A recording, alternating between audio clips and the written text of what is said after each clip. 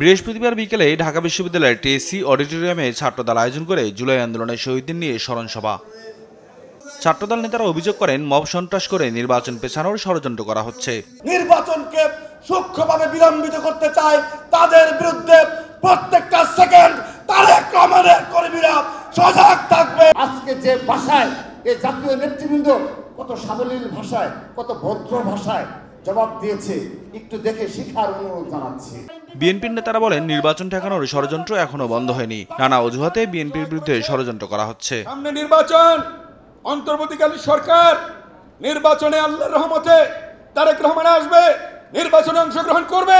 নির্বাচনটা কি করে ঠেকানো যায়? কারণ নির্বাচন হলে তো সবাই জানে। বিএনপি মহাসচিব মির্জা ফখরুল ইসলাম আলমগীর বলেন, গণতন্ত্রের উত্তরণ ব্যাহত করতে ফাঁদ পাতা হচ্ছে।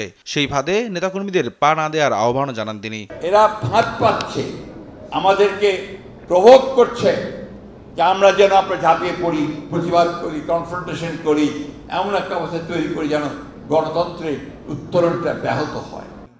বলেন, লন্ডন বৈঠকের পরে নির্বাচন নিয়ে ষড়যন্ত্র শুরু হয়ে গেছে। তবে যত ষড়যন্ত্রই হোক, নির্বাচন ফেব্রুয়ারিতেই হবে। গণতন্ত্র শুরু হয়েছে যেই আপনার ফেব্রুয়ারিতে নির্বাচনের কথা ঠিক হলো লন্ডনে বসে আমাদের চেয়ারম্যান তারেক রহমান সাহেব এবং চিফ অ্যাডভাইজারের মধ্যে বৈঠকের মধ্যে, তারপর থেকেই গণতন্ত্র শুরু হয়েছে।